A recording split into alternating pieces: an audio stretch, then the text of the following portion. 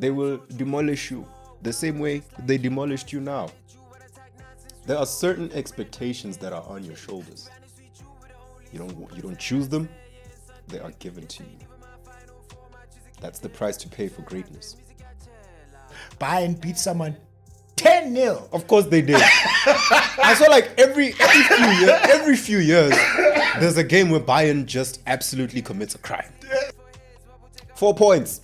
1, 2, 3, 4. You want me to do it on my other hand? I can do that too. 1, 2, 3, 4. I know I have it somewhere up there. Don't I? Yes, right there. What the hell? What the hell?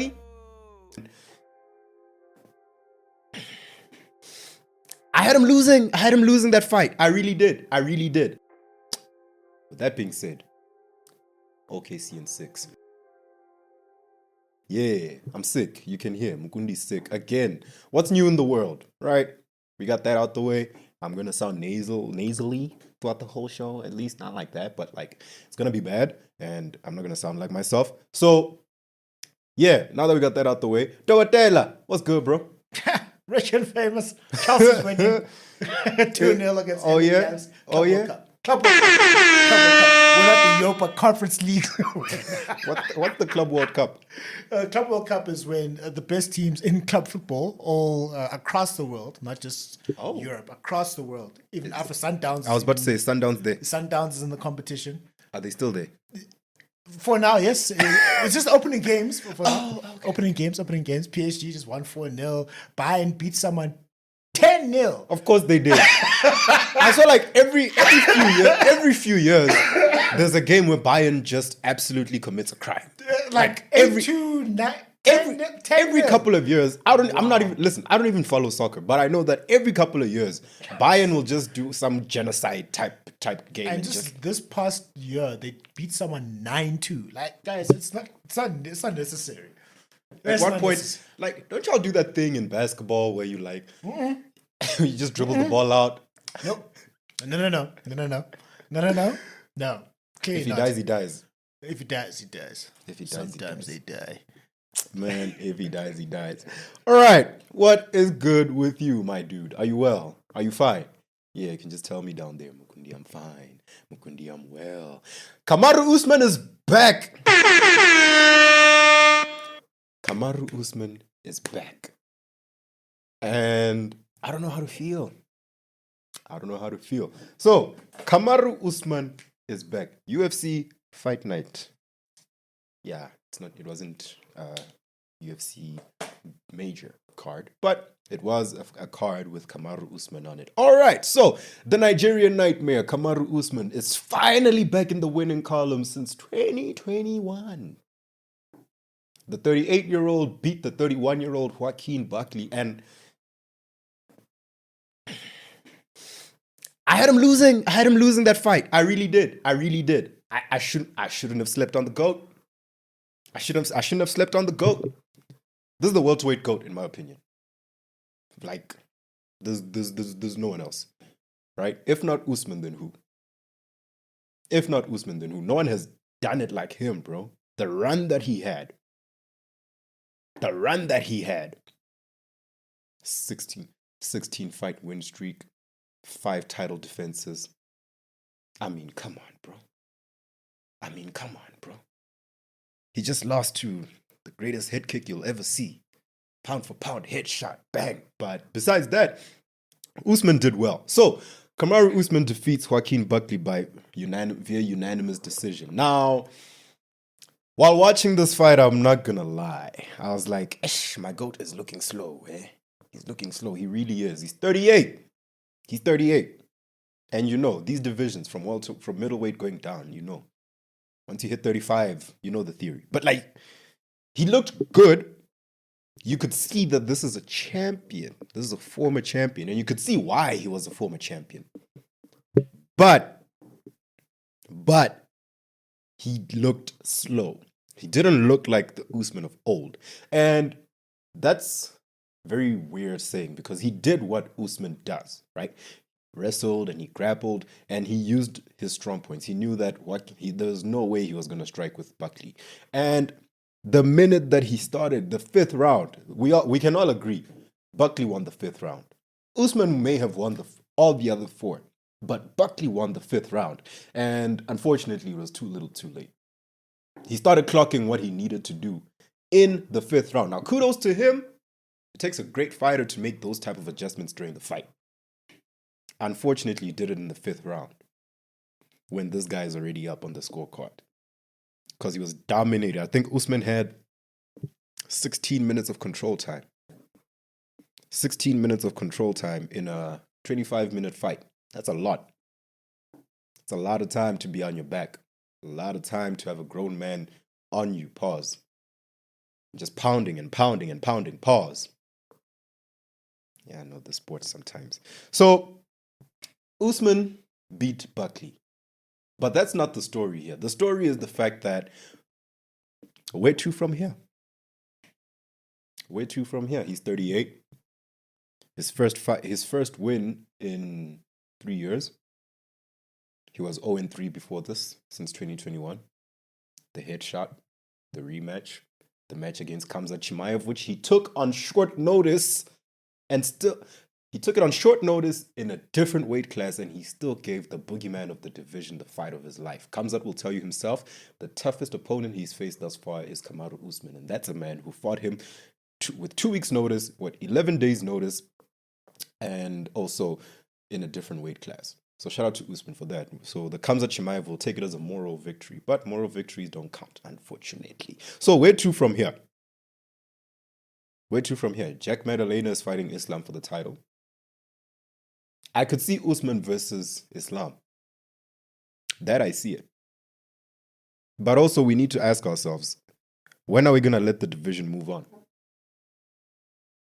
When are we going to let the division move on and also just agree that, okay, Usman is gone. Let me see this welterweight division.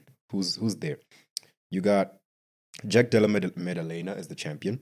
You got Bilal as the number 1 contender right now. You got Sean Brady, Shavkat Rakhmonov, and Leon Edwards. Kamaru Usman tops it off at number 5. So he's still a top 5 contender.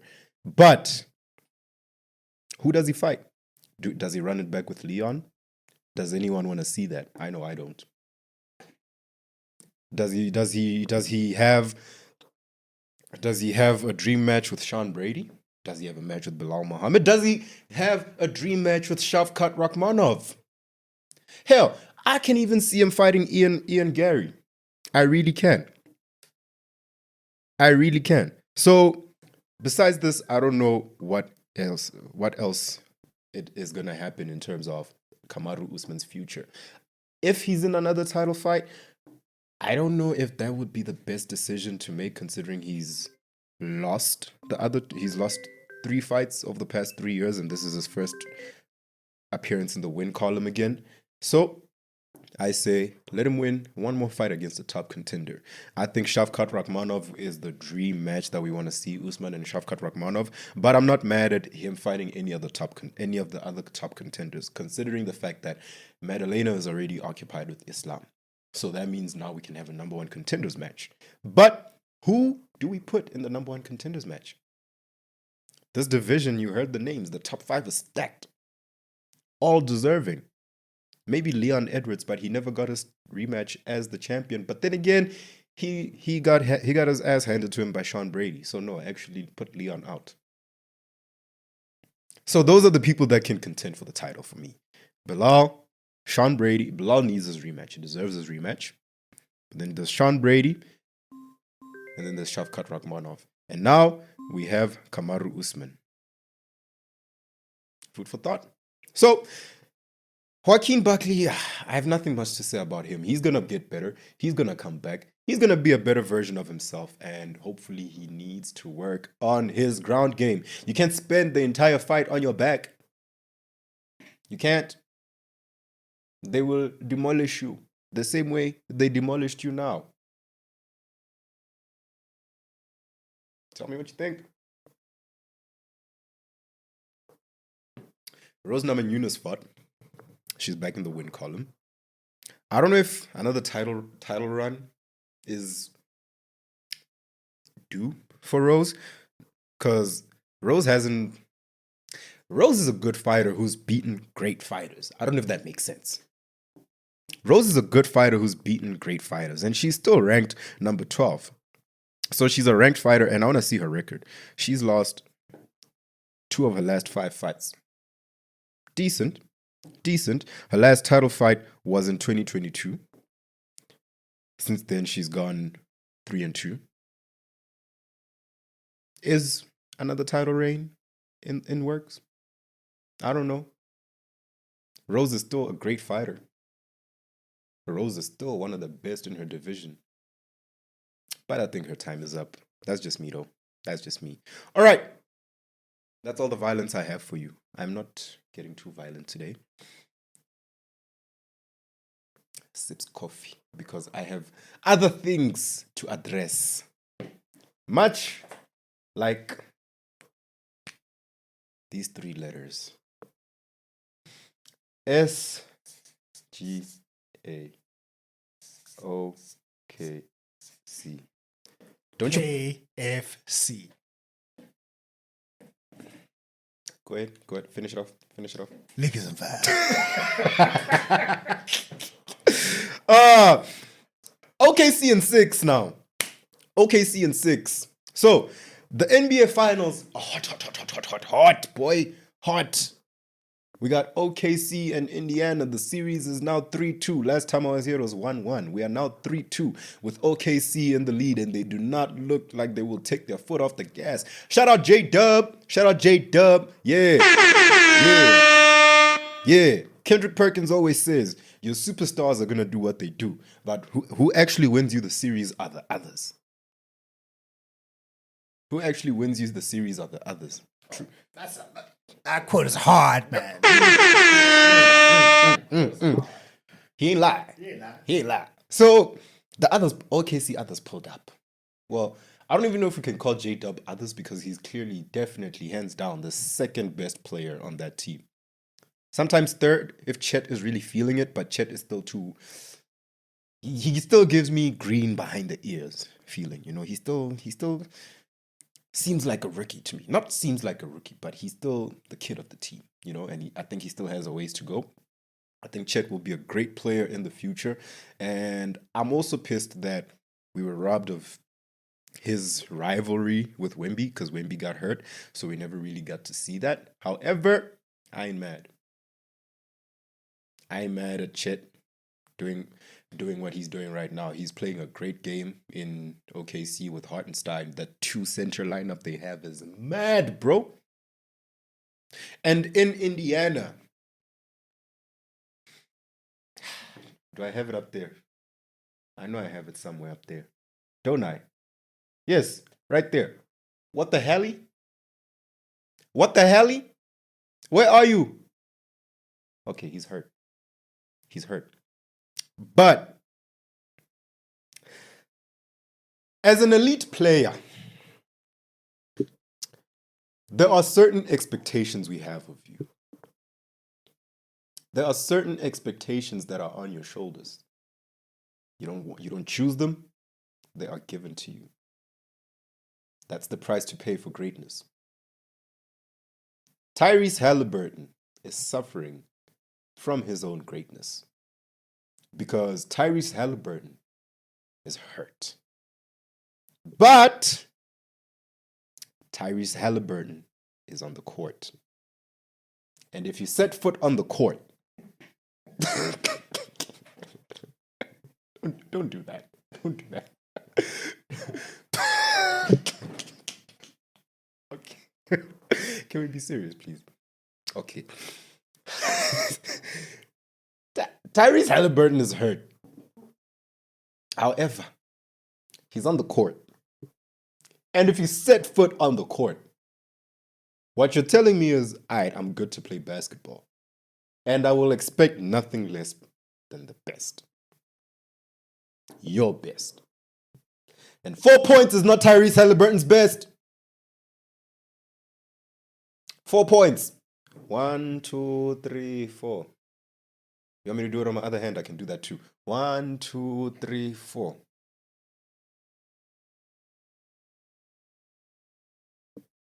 Do you know how many points Tyrese Haliburton had in the first half? As many as you and I. 0.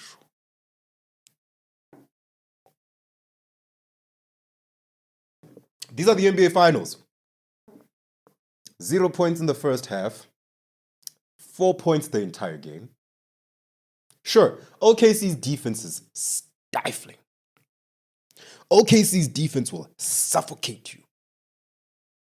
But you are Tyrese Haliburton. Hell, you're the reason the team is here in the first place. Right? And this is unacceptable. If you can't play, get off the court. I'm sorry. I'd rather be mad at you for not playing than be mad at you for playing trash. Because once you play trash, the fact that you're injured is not relevant to me. My job is to say, did Tyrese Haliburton have a good game or a bad game? And statistically speaking, you look at the stat sheet. He had a bad game. He had a bad game. 4 points are only acceptable from bench warmers. And not even the leading bench warmers, the 10th man on the team there. Otherwise, why are you giving us 4 points as our superstar player? Now, I'm not expecting Tyrese Haliburton to give us 30. He's never been. He's never been the type to give you 30 on any given night. He's more of a 20 and 10 type of guy. However, where's my 20 and 10 in the NBA Finals? And this is exactly why I was telling my friend. He was saying, was it you actually who said, will Tyrese Haliburton win MVP if Indiana wins? And I said, nah, it's most likely Siakam. Because Siakam is balling. Siakam is doing good. And maybe that's that championship experience they speak of. But Tyrese Haliburton, I understand that if you get off the field, if you get off the court, your team is significantly compromised. Now I ask you this. Are you not compromising your team even further by staying on the court and giving us 4 points? Don't do that. Don't do. I didn't mean it like that. Why you make me sound like a bad person now? Like he's just laughing. But like, yeah. If you're gonna be on the court, we expect you to give us your 20 and 10, right? And OKC, he's had a bad series, and OKC has been shutting his ass down. They've been shutting him down. But this raises the age-old question, which has been asked for a long time now. Is Tyrese Haliburton a superstar? Huh? Or is he just really good? Is he an all-star? Because there is a difference between the two. I think he's a great player. All-star caliber player. Superstar, not yet. He ain't Reggie Miller yet. Got a ways to go. And I even feel bad for saying this because it sounds like I'm hating on him. He's a great player. I love Tyrese Haliburton. I think what he has done this postseason is nothing short of remarkable. The game winners he's had, the impact he's had on his team. We can't say the Pacers got here without Tyrese Haliburton. Without Tyrese Haliburton, they'd have been a first-round team at best, if not no playoffs at all. He's the reason they're here. The last thing we need is for him to be the reason they lose. With that being said, OKC in 6. What you got for me, bro? Haliburton, Ashburton, your mama hurting. OKC in 6. I'm actually praying for a game 7. Wouldn't that be good for the NBA? We haven't had a game 7 in the finals Since 2016. Dog. Since LeBron and Curry. No. Since Curry choked. No, Curry choked. No, Curry choked. Let me see. 2017 was a sweep. Sweep. 2017 went 1. Was it the sweep? No, One of them was a gentleman sweep, and then one of them was 2017 was gentleman sweep. yeah. 2018 was a sweep. Toronto 1 and 2019 was 6. Toronto 1 and 6. Lakers Bucks in 1 and 6. 6. No, Lakers in 6, 2020. No, Lakers in 6. Then Bucks in 6. Yeah, Warriors in 6. in 6. Jokic Denver in six. 5. Was it in 5? Was it 5? Denver in 5, dog. No, it had to be 6. Denver in 5. I trust Miami. No ways. That's the problem. That's the problem. That's the problem. Dog. Jokic. Dog. 2023 Jokic. Gentleman sweep. Proper gentleman sweep. Yeah. 4-1. Dog. And then the next That's year. the one Can I be honest? Yeah. That's the one series I haven't watched since I started watching It was basketball. a waste of time. I was like, I'm wasting my time. And these games play in the I games play in the AMs. I was like, I'm not about to. I sat up and watched the last game. I watched game 5. And then the next, Your time. No, I had a great time watching Okay. Akfan. Jimmy Buckets cry. At least. Next, then after Jokic, After Jokic was Celtics last year and they won then. Did Celtics win in 5? no, they won in 6. They won in 6. 1 and 6. And now There was someone before the. Was it Jokic in 2023? Yeah, yeah, 2023. Yeah, Jokic was 2024 2023. Okay, now we're gonna get a game 7, please. We have to. We have to. Can we please get a game 7 in the NBA Finals? Yeah, Please. yeah, it'll be good. And these teams are the teams to do it. Yeah, no, like These teams are the team. It's literally the best offense, the Tyrese most potent Haliburton. offense versus the most potent defense in game 7. I mean, come on. The script writes itself. Tyrese Haliburton. That's what he is. Because he's hurt right now. He's He's a shit. You were talking about what qualifies someone to be a superstar. I don't know what the criteria is. Is it that you get to the NBA Finals and put up a superstar performance even though you lose?